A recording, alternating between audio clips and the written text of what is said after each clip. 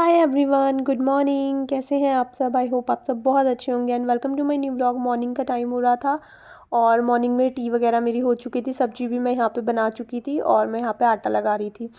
क्योंकि छुट्टी वाला दिन था, बहुत ज़्यादा ऐसा मतलब जल्दी जल्दी नहीं थी काम की, तो इसलिए मैं बहुत आराम आराम से कर रही थी। वैसे तो मैंने मॉर्निंग में ही जैसे रूटीन में मैं उठती हूँ, थोड़ा सा आधा घंटा लेट हो जाता है, जैसे 7 सवा 7 बजे के आसपास मैं उठ जाती हूँ। क्योंकि इससे ज़्यादा फिर मनीष ना टी के लिए वेट नहीं कर सकते। तो मैं वही 6:30 बजे अपने उठ गई थी, थोड़ा सा लेटी रही, फिर 7 बजे के आसपास मैं उठी, थोड़ा फ्रेशन अप वगैरह हुई। और साग मेरे को बनाना था आज, क्योंकि कल मैंने साग लिया था। साग क्लीन व्लीन करके मैंने कल ही रख दिया था, वॉश वगैरह करके। तो मेरे को बॉईल करना था और थोड़ा सा पीस करके फिर मैं फ्राई कर देती हूँ। तो वही फिर मैंने सवा 7 बजे 7 सवा 7 बजे उठ करके सब्जी वगैरह बना दी थी। और यहाँ पे मनीष जो थे दूध वगैरह लेने के लिए गए हुए थे। तो वही मैं पूछ रही थी कि दूध और छाछ लेकर के आए थे, तो डेट वगैरह देख करके लाते हो या नहीं, क्योंकि मोस्ट ऑफ द टाइम ऐसा होता है कि कोई भी सामान लेकर के आते हैं ना, तो उसकी लास्ट डेट होती है। जैसे छाछ होती है, कई बार नहीं भी पीने का मन होता है या कई बार बच जाती है थोड़ी सी, तो वो लास्ट डेट की होती है, तो फिर वो मतलब ज़बरदस्ती ना पीनी पड़ जाती है। तो इसलिए मैं उनको बोलती हूँ कि थोड़ा सा ना डेट देख करके लाया करो, जिसकी 1 या 2 दिन की कम से कम डेट रखी हुई पड़ी हो अभी। तो कर्ड की स्पेशली बोलती हूँ, क्योंकि कर्ड जो है वो ½ kg होती है, तो फिर वो पूरी ना कंज्यूम नहीं हो पाती। तो इसलिए ऑलवेज मैं बोलती हूँ डेट चेक करके लाया करो। और उसके बाद फिर वहाँ पे बाहर आए थे सब्जी वाले भैया, ये 2 3 ना सारे एक साथ में आते हैं और बहुत तेज तेज शोर मचाते हैं। तो मटर वाले आए थे भैया, और इनके पास भी टमाटर वगैरह थे। तो मटर लिए थे मैंने 1 किलो, और मनीष का वहाँ पे ऑनलाइन पेमेंट चल नहीं रहा था, पता नहीं उनके में प्रॉब्लम आ रही थी या फिर हमारे में प्रॉब्लम आ रही थी, तो पेमेंट नहीं हो पा रही थी। और कैश मेरे पास बिल्कुल भी नहीं था, मतलब 5 रुपये भी नहीं थे घर पे कैश, तो ऑनलाइन पेमेंट चल नहीं रही थी। तो मैं मनीष को बोल रही थी कि यार थोड़ा सा कैश निकाल करके ले आओ, क्योंकि हर किसी के पास ना ऑनलाइन नहीं है अभी।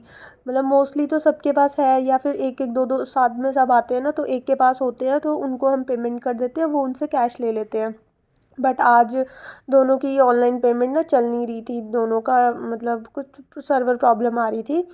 तो मैंने कहा आज पक्का आप ना कुछ जा कर के कैश निकाल दो, बड़ी दिक्कत हो जाती है कई बार, अगर नहीं है उनके पास तो फिर खड़े रहो वहाँ पे या फिर सामान रिटर्न करो।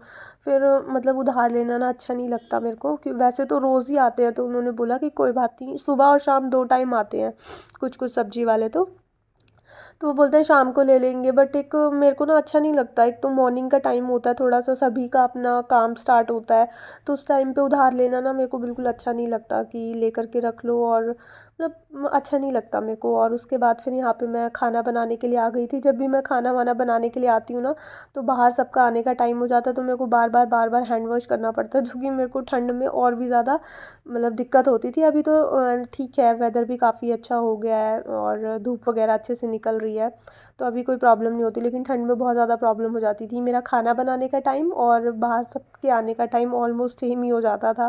तो मेरे को क्योंकि ज़रूरत का सामान होता है, फिर वो लेने भी जाना पड़ता है बाहर।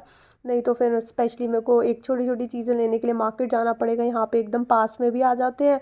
और सब्जी वगैरह भी काफ़ी फ्रेश होती है, तो मैं ज़्यादा स्टोर करके रखती नहीं हूँ सब्जियाँ वगैरह, साथ के साथ डेली लेती रहती हूँ, क्योंकि रोज़ ही आते हैं, सुबह शाम ही आते हैं।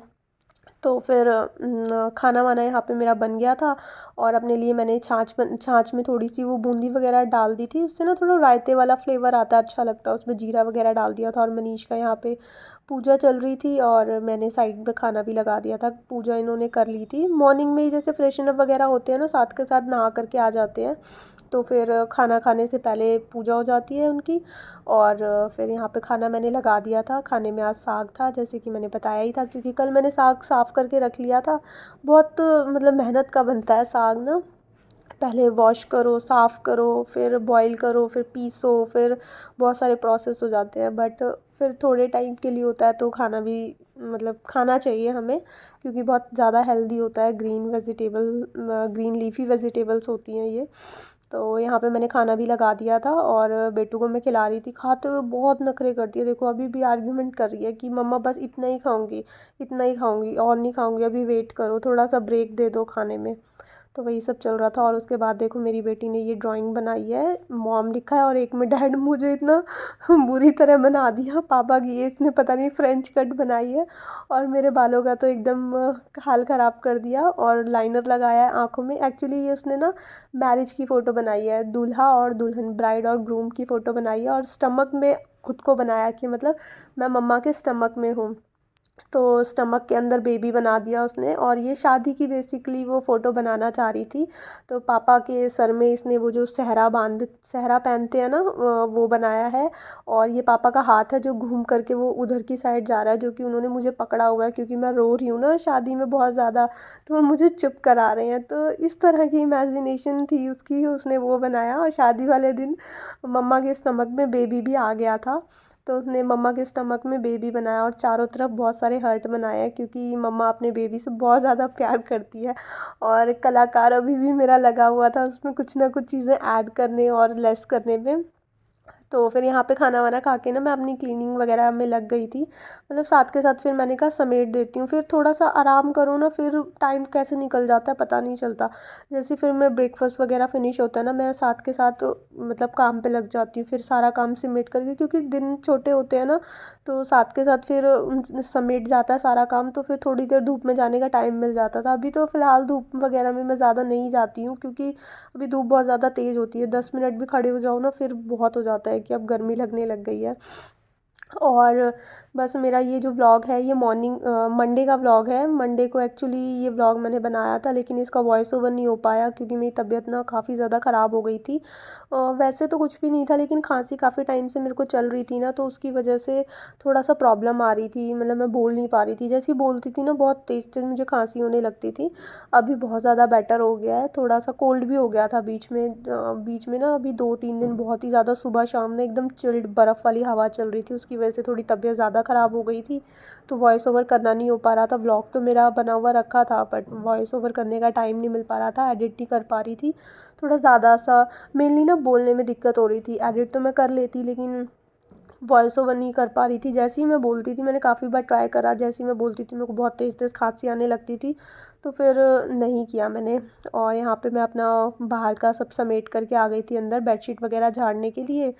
मेनली ना मेरे को ज़्यादा टाइम लग जाता है थोड़ा सा ये डस्टिंग वस्टिंग, और ये सामान ना मेरी बेटी ना बहुत, एक तो थोड़ा कंजस्टेड सा हो जाता है, और ऊपर से ना मेरी बेटी सामान बहुत ज़्यादा फैला देती है। तो बस वही सामान अरेंज करके जहाँ का सामान है वहाँ रखने में ही थोड़ा सा मेरे को टाइम लग जाता है। बाकी झाड़ू पोछा वगैरह करने में ज़्यादा टाइम लगता नहीं है, क्योंकि सारी चीज़ें एक जगह पे अरेंज रहती है ना, तो फटाफट सारा काम हो जाता है। पहले मेरे को देखना पड़ता है कौन सी चीज़ बाहर वाले रूम की अंदर उठा के लाई हुई है, अंदर वाले रूम की बाहर उठा करके लाई हुई है।